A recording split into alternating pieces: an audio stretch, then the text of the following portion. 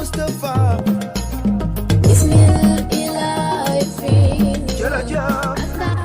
Assalamualaikum warahmatullah. dal leen jàmm ci seen YouTube bi di Jaaye Day Mu Boro.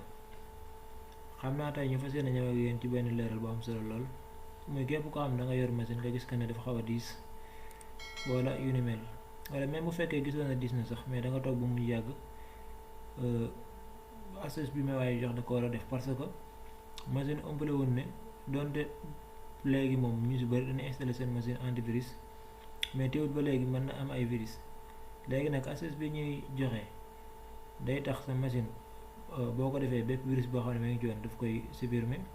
aussi day nettoyer machine bi ba mu set mi ngi mel ni rek yow nga yor sa benn yére di ko sol lu yàgg mën na dem ba benn instant day tilim il faut nga fóot ko pour mu mel na meloon léegi machine tamit noonu la léegi loolu pour nga def ko da ngay xool ca clavier boo xoolee sa clavier am na touche boo xam ne mooy touche window bi moom ngay bës T ak touche R bi léegi boo ko bësee mu andi la lii léegi bu la andilee lii nii nga bës nga bu fekkee fii nii dara dafay def cee nekk baax na bu fekkee dara nekku ci comme bu fi dara nekk da koy supprimer bu fekkee dara dafa nekk fii nii da koy supprimer comme man am na fi nekk dama koy supprimer bu fekkee dara nekku tamit da ngay diggal automatiquement nga bind MRT boo paree nga ok xaar tuuti mu ñëw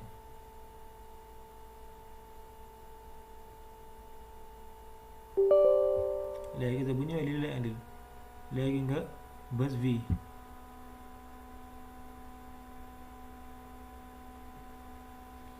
mu andil la lii nga def suivant bàyyi ko fii mu nekk par défaut fii mu nekk nii par défaut mu koy bàyyi nga def suivant ngay xaar nii léegi moom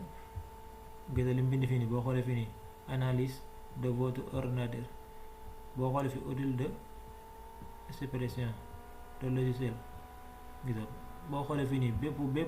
virus boo xam ne mu ngi ci machine bi daf koy supprimer daf koy nettoyer ba mu set waaw baax na trop ci képp koo xam ne dafa nga yor machine donte machine yi moom léegi yu ci bëri sax ñi ko yor dañ ci def ay antivirus mais teewul na day jëlee virus yoo xam ne yow doo ko bàyyi xel parce que antivirus yi nekku na yi bépp virus rek daf ko mën a détecter am na virus yoo xam ne mën na nekk ci machine bi te antivirus bi mën a ci dara waaw bul yàkkamti nag da ngay bàyyi rek mu resorte ba gis baar bii nii baar bi weer bii nii da ngay bàyyi ba mu gis ba mu ñëw ba fees waaw nga patienté wu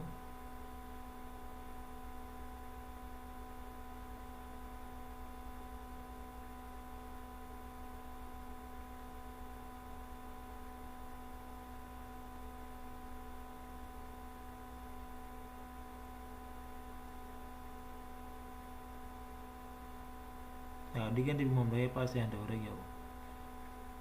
waaw bu fekkee machine bi nga yor nag amul doole mën na xaw a jël temps tuuti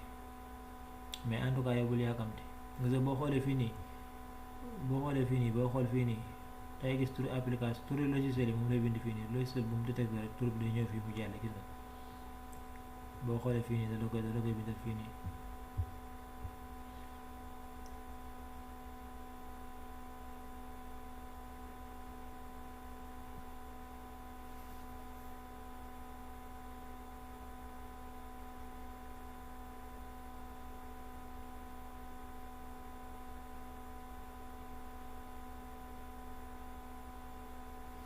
bu fekkee mën nga lire boo xoolee fii nii dafa koy bindal mooy la comme opération bi nga xam ne def na ko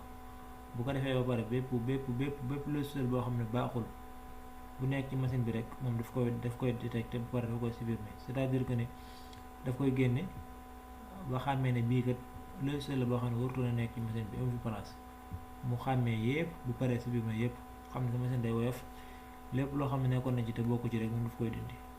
waaw te gratuit la gis nga terminé boo paree nga ba fii nii terminé